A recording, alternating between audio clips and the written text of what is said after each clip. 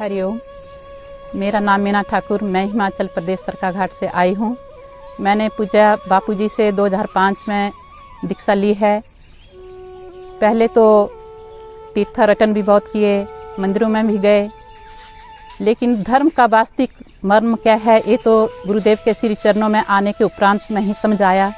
पहले भले ही हम अपने को मॉडर्न समझते थे, लेकिन बापूजी से दीक्षा लेने के उपरांत समझ आया कि वो तो पशुवत जीवन था और आध्यात्मिक जीवन जो मिला हमें पूज्य बापूजी से ही मिला है।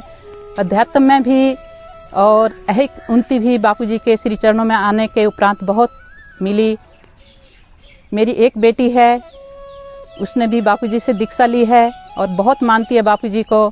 और 2022 में वो कैलिफोर्निया स्टेट यूनिवर्सिटी की टॉपर रही है। 100 आउट ऑफ 100% उसके मार्क्स आए हैं और एक ही अटेम्प्ट में उसने अपना एग्ज़ाम पास करके वहाँ कैलिफोर्निया गवर्नमेंट की मैनेजर की पोस्ट पे वो है। आज लगभग 6 लाख के करीब वो सैलरी उसकी है। वो सब बापूजी की कृपा से ही मिला है।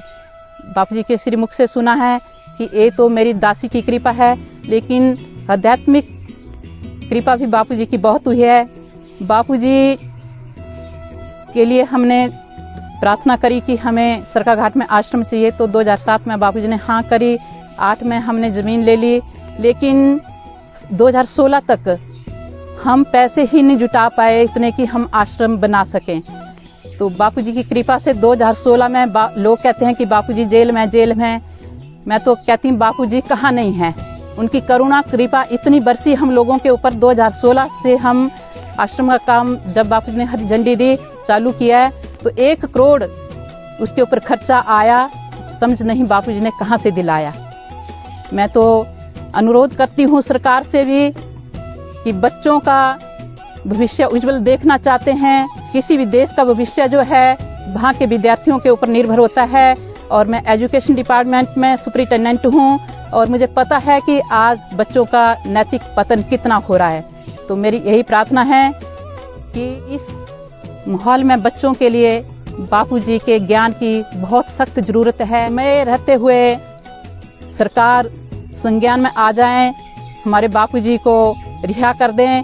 किसी भी देश का भविष्य जो है वहाँ के विद्यार्थी हैं, अगर अपने देश का भविष्य बचाना चाहते हैं तो बापूजी को तुरंत रिहा कीजिए। हमने तो सुना था, शास्त्रों में सुना था, श्री गुरु जी के श्री मुख से सुना था, जैसे भगवान रामचंद्र जी वशिष्ठ मुनि जी के आश्रम में लाभ लेते थे, या भगवान श्री कृष्ण जी संदीपनी ऋषि के आश्रम में लाभ लेते थे। वो लाभ आज के इस कलिकाल में बापूजी ने हमें यहाँ दिलाया है। मैं 2008 से यहाँ पे अनुष्ठान करने आती हूँ। वाटिका में बापूजी ने ऐसी व्यवस्था करी है, आध्यात्मिकता के वाइब्रेशन से ऐसा ओतप्रोत है। यहाँ पे मौन मंदिर बापूजी ने बनाए हैं, पिरामिड बनाए हैं। पिरामिड में अगर आप बैठ जाएं तो अपना ऋषि मुनियों की जो संस्कृति है उस पे हमें नाज आती है कि बापूजी ने हम इतना गर्व करते हैं कि बापूजी ने ऐसे कलिकाल में हम जैसे तुच्छ लोगों को ऐसा आध्यात्मिक वातावरण दिया है।